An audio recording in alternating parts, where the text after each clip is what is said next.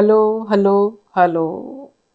My self Ravi Kumar and मैं पिछले 4 सालों से जेई और नीट के लिए केमिस्ट्री पढ़ा रहा हूँ। ये मेरा सेकेंड वीडियो है ऑन एटॉमिक स्ट्रक्चर। तो आप लोग चैनल पे नए हैं तो चैनल को सब्सक्राइब कर सकते हैं।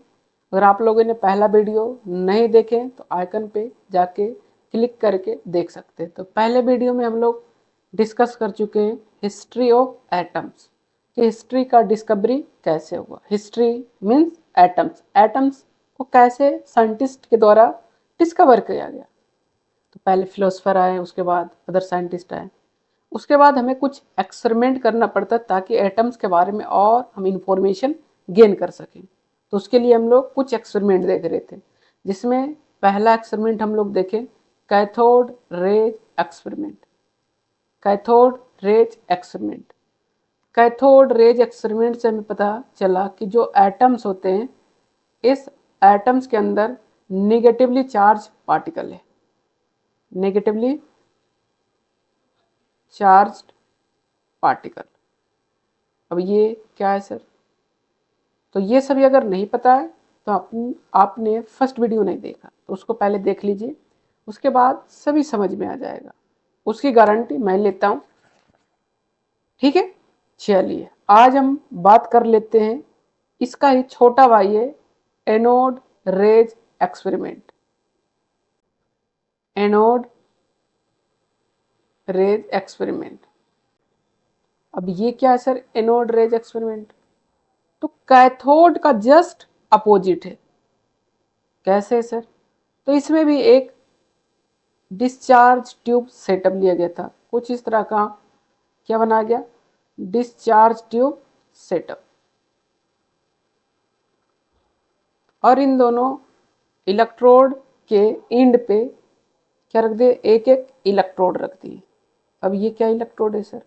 ताकि हम लोग इन दोनों के बीच हाई वोल्टेज जनरेट कर सकें। अब ये हाई वोल्टेज जनरेट क्यों कर सकते हैं सर? क्यों करते हैं सर? इसका भी रीजन हमें देखने को मिलेगा। अब जब इसको हाई वोल्टेज से कनेक्ट करते हैं तो यहाँ पर क्या हो जाता है? ये नेगेटिव टर्मिनल है और ये पॉजिटिव टर्मिनल है। तो यहाँ पे नेगेटिव चार्ज अकुमुलेट होना शुरू हो गया और यहाँ पे पॉजिटिव चार्ज अकुमुलेट होना शुरू कर दिया। अब इसके बीच में हम लोग क्या भर देते हैं? गैस। इसके बीच में क्या रहते हैं? गैस। अब ये गैस क्या करता है सर? देखो, गैस का एक ही काम है, इसके अंदर हम लोग भर दिए गैस। ये छोटे छोटे पार्टिकल क्या? ये गैस है। जब हम लोग हाई वोल्टेज अप्लाई करते हैं तो ये जो गैस है और ये जो इलेक्ट्रॉन्स है, इन दोनों के बीच में क्या होता है? कोलिजन होता है, जिसके कारण से जो गैस है, ये गैस क्या होता है? एक्साइट हो जाता है। जैसे मान लेते हैं इसमें हीलियम गैस भर दी। अब ये हीलियम गैस एक्साइट होके क्या बना लेता है? Helium plus plus electron release कर देता है। अब इस गैस के अंदर क्या क्या आ गया? एक तो हीलियम आ गया और दूसरा इलेक्ट्रॉन्स आ गया। इसमें क्या गया? हीलियम प्लस और प्लस इलेक्ट्रॉन्स।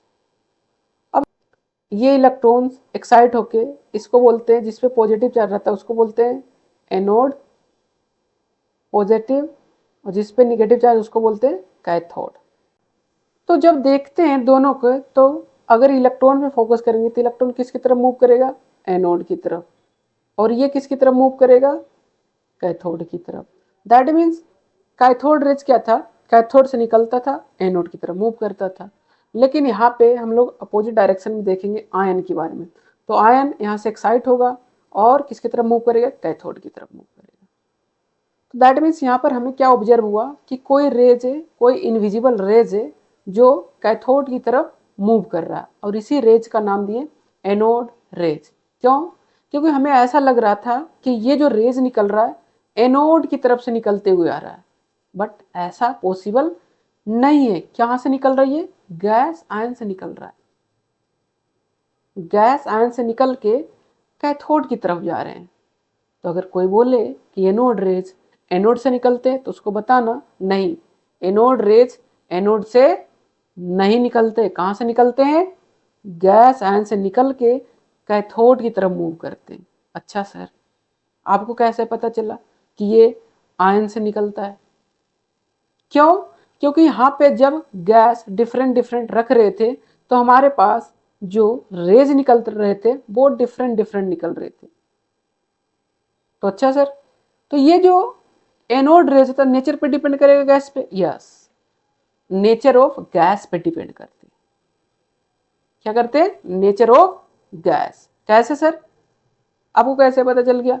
क्योंकि डिफरेंट डिफरेंट रेज हमें जनरेट होते हुए दिखता है जब हम कोई फ्लोरोसेंट कोटेड मटेरियल लगा देते हैं। अच्छा सर, ऐसा है। तो आइए, तो ये सभी था एक्सपेरिमेंट का सेटअप। अब इसके बारे में हमें कुछ इसका प्रॉपर्टीज जानना है। क्या है प्रॉपर्टीज? तो प्रॉपर्टीज ऑफ एनोड रेज। पहला प्रॉपर्टीज क्या है कि ये रेज जो है ये एनोड रेज इनविजिबल है, इनविजिबल इन नेचर। सर अगर इनविजिबल है तो आपको कैसे दिख गया? तो हमें दिखा नहीं, क्या लगा है यहाँ पर? एक कोटेड फ्लोरोसेंट मटेरियल लगा दिए जहां से हमें पता चला कि कोई ब्राइट स्पॉट ऑब्जर्व हो रहा है। जब भी ये कोलिजन कर रहा है उस स्क्रीन पे तो ब्राइट स्पॉट ऑब्जर्व हो रहा है। That means it's nature confirmed by fluorescent material,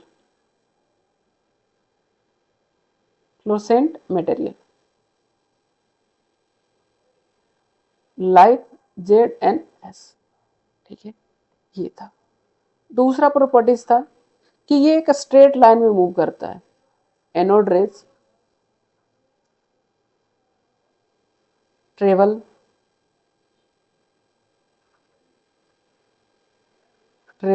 in straight line,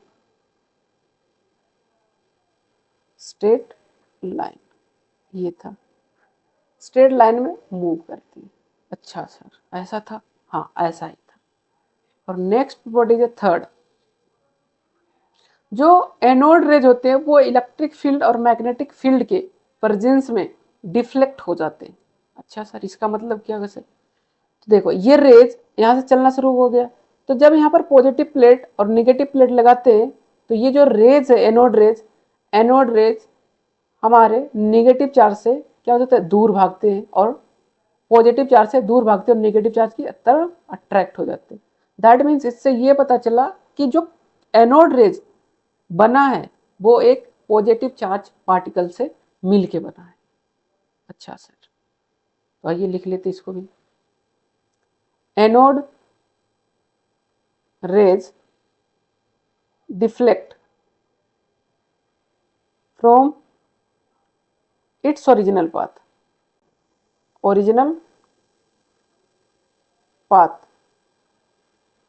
in presence of electric and magnetic field, same like any positive charge deflect। इस तरह से डिफ्लेक्ट होता है जैसे कोई पॉजिटिव चार्ज डिफ्लेक्ट हो रहा था। दैट मीन्स इससे ये कंक्लूजन निकलता है कि जो एनोड रेज है, एनोड रेज एक पॉजिटिवली चार्ज पार्टिकल है। That is anode rays consist of positively charge particle. किसकी तरह? Positively charge particle.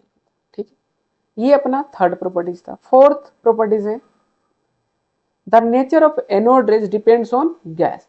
अब इसमें गैस डिफरेंट डिफरेंट रख देते तो इसके लिए ये आया। अगर H2 गैस रख देते तो यहाँ से क्या मिलता? H प्लस प्लस एक इलेक्ट्रॉन मिलता। अगर आर्गन गैस रख देते तो यहाँ से आर्गन प्लस प्लस 1 इलेक्ट्रॉन मिलता। अब देखो, यहाँ पे सभी आयन का नेचर क्या है? डिफरेंट डिफरेंट है। जब नेचर डिफरेंट डिफरेंट है तो E/M का रेशियो जब निकालेंगे तो सभी का क्या आ जाएंगे? Different different. जब एम का रेशियो ही डिफरेंट हो गया, तो that means nature of anode rays different होंगे। ओके, आइए लिख लेते इस पॉइंट को। That means nature of anode rays depends on nature of gas present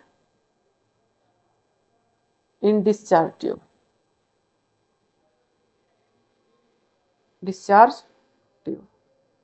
जो डिस्चार्ज ट्यूब में प्रेजेंट है उस पे डिपेंड करता है। दैट मीन्स फिफ्थ पॉइंट क्या बोलेंगे, E by M ratio of cathode rays does not cathode rays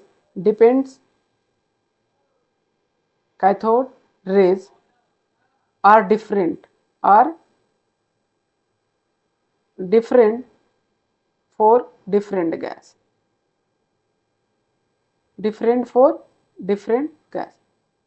सभी गैस के लिए इसका वैल्यू अलग अलग होंगी। ओके, लेकिन जैसे जैसे ये डिस्कवरी आगे बढ़ता गया, एक साइंटिस्ट थे जे थॉमसन। कौन था? जे थॉमसन सर ने जो कैथोड रेज इसको फर्दर स्टडी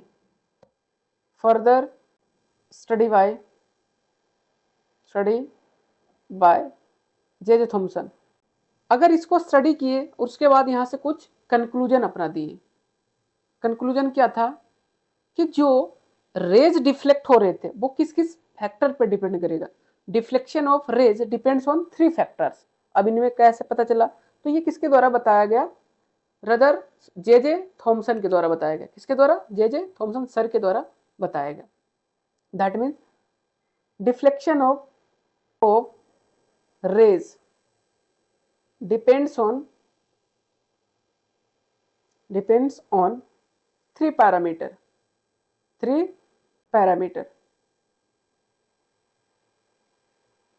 ठीक है, पहला कौन सी है सर?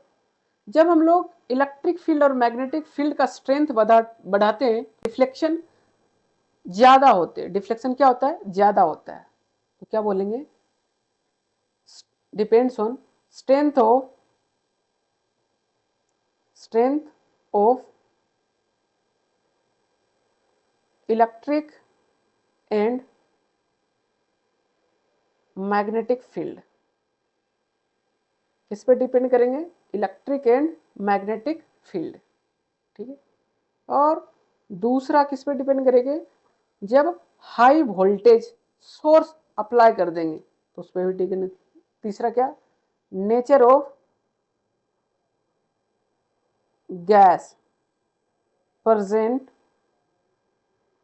इन डिस्चार्ज ट्यूब। जैसे एक H2 गैस है, एक हीलियम गैस है या आर्गन गैस है। यहाँ पे मान लेते हैं कौन सी है? Argon gas. तो इन दोनों में गैस को देखेंगे तो जो हमारे पास H2 है ये क्या है? मोर डिफ्लेक्शन शो करेगा और ये लेस डिफ्लेक्शन। तो जिसका मास ज्यादा लेस डिफ्लेक्शन, जिसका मास कम मोर डिफ्लेक्शन। तो ये सारे पॉइंट्स था किसके द्वारा दिया गया था? जे थॉमसन के द्वारा। और जे थॉमसन सर के द्वारा एक रेशियो कैलकुलेट किया गया था E बाई एम का वैल्यू ये इन्होंने बताया था 1.75 इंटू 10 के पावर 11 कूलाम पर केजी। क्या था? कूलाम पर केजी। इन्हीं के द्वारा बताया गया था। ठीक, अब ई क्या है, एम क्या है, इनको कोई कुछ पता नहीं था। सिर्फ ये रेशियो कैलकुलेट किए, ये डायरेक्ट रेशियो कैलकुलेट करके लाए। और एक और साइंटिस्ट थे R A Millikan.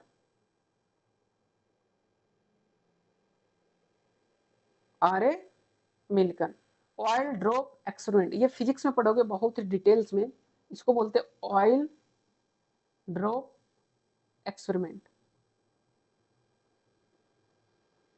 Oil drop experiment से आर एम मिल्कन सर के द्वारा किसी एक छोटे से चार्ज पार्टिकल पे कितना इलेक्ट्रॉन्स होता है, तो इलेक्ट्रॉन्स का चार्ज इन्होंने निकाला था 1.6 इंटू 10 के पावर माइनस 19 कूलम। ये किसके द्वारा निकाला गया था? आर ए मिल्कन सर के द्वारा। अब हमें ई बाई एम का रेशियो है, ई का वैल्यू पता है, तो क्या मास ऑफ इलेक्ट्रॉन नहीं निकाल लेंगे? निकाल लेते सर। तो ई बाई एम इक्वल टू क्या हो जाएगा? 1.6 इंटू 10 के पावर माइनस 19 डिवाइड बाई नीचे 1.75 इंटू 10 के पावर माइनस 10 के पावर 11। अब ई से ही कैंसिल, एम ऊपर चला जाएगा, तो मास ऑफ इलेक्ट्रॉन क्या, इसको सोल्व करने के बाद 9.1 इंटू 10 के पावर माइनस 31 kg। तो जब मास ऑफ इलेक्ट्रॉन के पता चला, तो इससे ये पता चला कि जो छोटे पार्टिकल अभी तक हम जिसको मान रहे थे, वो छोटे पार्टिकल अक्षर में नहीं है। साइंटिस्ट का चकराना शुरू हो गया दिमाग, ये क्या बोल रहे हो? क्यों? क्योंकि मोल कॉन्सेप्ट में हम पढ़ चुके हैं कि मास ऑफ वन एटम ये किसके बराबर होता है? 1.67 इंटू 10 के पावर माइनस 27 kg के बराबर। लेकिन जब इसका मास पता चला, तो इसके मास के कंपेयर में इसका मास कम था। दैट मीन्स एटम्स छोटे पार्टिकल्स नहीं है, एटम्स का सब डिवीजन किया जा सकता है।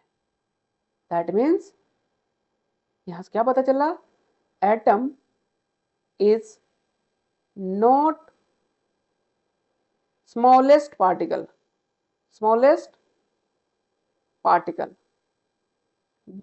it can be divided into other part like electron, proton, electron and other things।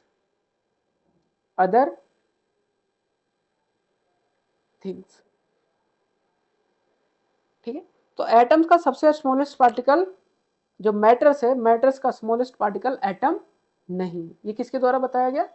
J Thomson sir के द्वारा। अब जैसे ही जे थॉमसन सर के बारे में, इसके बारे में पता चला इलेक्ट्रॉन के बारे में, तो जे थॉमसन सर ने सोचा क्यों ना मैं अपना मॉडल प्रपोज कर दूं ताकि हमारी या हिस्ट्री में नाम बना जाए। तो यहाँ से हमें पता चला इलेक्ट्रॉन और पॉजिटिव चार्ज के बारे में पता चलने के बाद रदरफोर्ड सर ने एक मॉडल दिए, इस मॉडल का नाम है जे थॉमसन मॉडल। तो आइए जानते हैं इसको क्या है। Atomic model, atomic model, atomic model क्या है? Arrangement of electron in atoms, atoms के अंदर कैसे इलेक्ट्रॉन अरेंज है, इसके बारे में हम लोग जानने को मिलता है। तो आइए, बहुत दिनों की बात है कि एक साइंटिस्ट थे जे थॉमसन, तो इन्हीं का मॉडल हम लोग पढ़ने जा रहे हैं, Thomson atomic model. Thomson atomic model 1897 की, 1898 की इन्होंने अपना मॉडल प्रपोज कर दिया। इनके द्वारा बोला गया कि जो एटम्स है, एटम्स को मान लो तरबूज के जैसा, कैसे? तरबूज के जैसा एक गोल है, और जो उसका रेड पार्ट है उसको मान लो पॉजिटिव चार्ज है। क्या है? पॉजिटिव चार्ज है। और जो बीज है, बीज क्या है? इलेक्ट्रॉन है, जगह जगह पे जड़े हैं। तो ठीक है, इनके अनुसार। और क्रिसमस के टाइम पे एक डिस्क बनती है ब्रिटिश में, उनका डिस्क से कंपैरिजन कर दिए, बोले जो डिस्क क्रिसमस पे बनता है उसके जैसा हमारे पास एटॉमिक मॉडल है। अच्छा सर, आइए, तो अकॉर्डिंग टू थॉमसन क्या बोले ये मान लो तरबूज है, तरबूज को रेड पार्ट को क्या माना गया, पॉजिटिव, और सीड्स को क्या माना गया, इलेक्ट्रॉन। तो ये हमारे पास एटॉमिक मॉडल है, इसके द्वारा दिया गया एटॉमिक मॉडल। तो इनके द्वारा कुछ पॉइंट दिया गया था, उन पॉइंट को पहले लिख लेते हैं, उसके बाद हम लोग समझाते हैं इसको कैसे समझ। According to Thomson atom consider as positively charged sphere and electron embedded into it इसके अंदर कहीं कहीं इलेक्ट्रॉन जड़े हैं, तो इनको नेगेटिव चार्ज को क्या बोलेंगे, इलेक्ट्रॉन है, और ये पॉजिटिव जो चार्ज है स्फेयर है, इसको क्या बोलेंगे, पॉजिटिव चार्ज है, पॉजिटिवली चार्ज्ड स्फेयर। लेकिन इन्होंने एक महत्वपूर्ण बात बताई, ये कि जो एटम्स है, एटम्स का मास डिस्ट्रीब्यूटेड है over the surface of atoms. तो क्या बोले, mass of an atom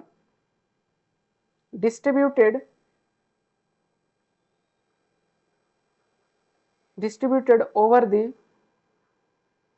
surface of atom,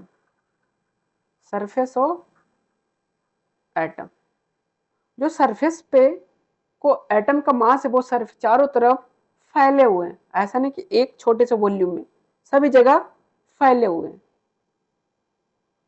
लेकिन ये आगे चल के पॉइंट क्या हो जाता है, डिस्कार्ड कर दिया जाता है। और नेक्स्ट पॉइंट था कि जो हमारे पास एटम्स है, ओवरऑल एटम्स क्या इलेक्ट्रिकली न्यूट्रल है, overall atom is electrically neutral. कैसा है, न्यूट्रल है। That means total positive charge equal to total negative charge. ये total positive charge equal to total negative charge, ये थॉम्सन के द्वारा दिया गया मॉडल है। तो इसके बाद हम लोग नेक्स्ट वीडियो में कवर करेंगे रदरफोर्ड मॉडल। ऐसा क्या हो गया, इस मॉडल को डिस्कार्ड कर दिया गया, तो आगे पढ़ने वाले हैं रदरफोर्ड मॉडल। तब तक बने रहें।